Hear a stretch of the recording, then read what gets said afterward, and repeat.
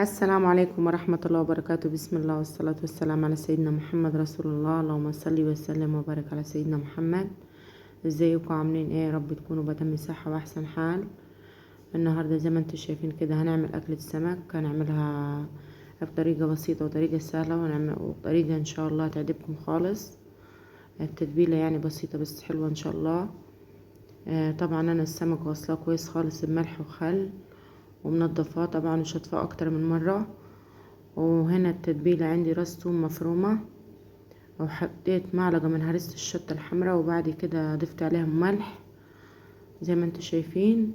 وبضيف هنا معلقة من الكمون المطحون، ومعلقة من الكزبرة، وبضيف معلقة من الخل الأبيض، وبضيف ليمونة معصورة. ودي هتبقى التتبيلة عندي يعني.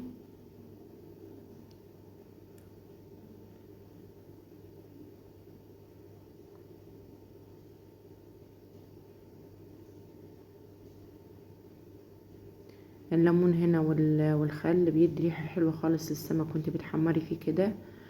هتلاقي يعني ريحة السمك حلوة كده، مش فيها اي زفارة. فيعني الليمون والخل مهم خالص في التتبيلة. وبعد كده بقلب التتبيلة زي ما انتوا شايفين بعد ما عصرت الليمونة، وبنزل بيها على السمك.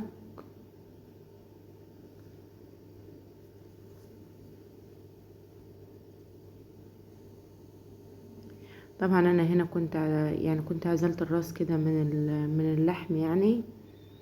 هي السمكة كبيرة فعلا مقطعة زي ما انتوا شايفين كده. بدعكها كويس خالص، وبخلي السمك كله يشرب من التتبيلة.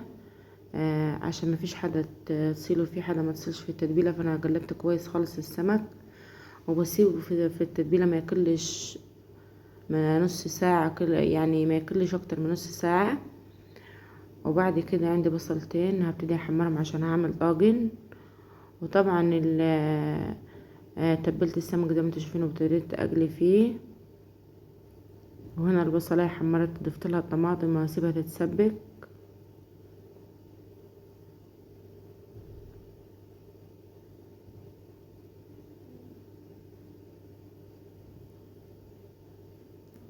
هنا زي ما انتوا شايفين يعني ابتدت كمية السمك كلها تحمر معايا، يعني جربت اخلص تحمير.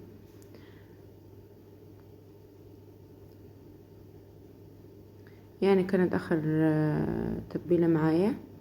نسيت اقول لكم هنا على الدقيق. انا الدقيق بحط فيه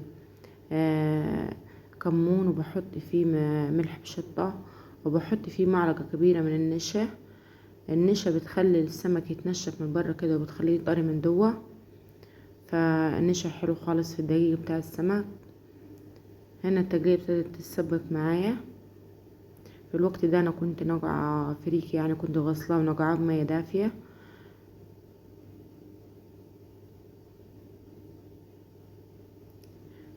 ده الفريك اللي انا نقعته ونفش معايا وتشرب المية خالص. هبتدي انزل بيه في التقلية اللي انا عملتها. طبعا انا التقلية هنا ضفت عليها شوية مية تاني، وبقلب بحط الفريك كده، وبظبط الملح بتاعها، الملح بتاع الطاجن يعني. وبضيف له نص معلقة من الفلفل الاسمر. وبعد كده بعد ما ياخد غلوتين على النار، برص على وش الطاجن السمك، وبلزه جوه الفرن. بلزه جوه الفرن لغاية ما يتشرب معايا ويشرب الفريك، يشرب التقلية اللي انا عملتها زي ما انتوا شايفين كده.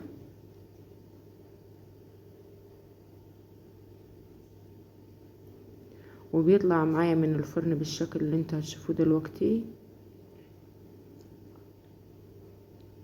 بيطلع معايا بالشكل ده، شايفين شكله. وعملت هنا سلطة طحينة، ودي كمية السمك اللي انا حمرتها. انا حطيت في الطاجن وده اللي اتبقى يعني اللي حابب ياكل من غير فريك. انا حبيت هنا بس اشوف السمك يعني كان مستوي خالص من جوه. وهنا هبتدي اغرف. انا طلعت يعني اللي كانت الطاجن كان لسه سخن، وكان يعني الفريك لسه طري ما اتشربش كويس، بس انا عشان انجز عشان الفيديو يعني. بس والله كانت يعني الفريك كان طري خالص، واللحم بتاع السمك كان طري وشارب من التجلية، فكان طعمه حلو خالص يعني. فيا رب يكون الفيديو عجبكم واستفدتوا منه، وما تنسوش لو وصلتوا لغاية هنا تشتركوا في القناة وتدوسوا لايك وتعليق كده تشجعونا بيه يعني.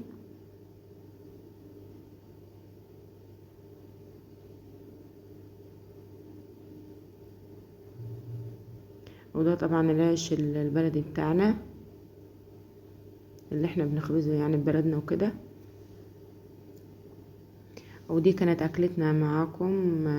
يا رب يكون الفيديو عجبكم، واشوفكم بخير في فيديو جديد.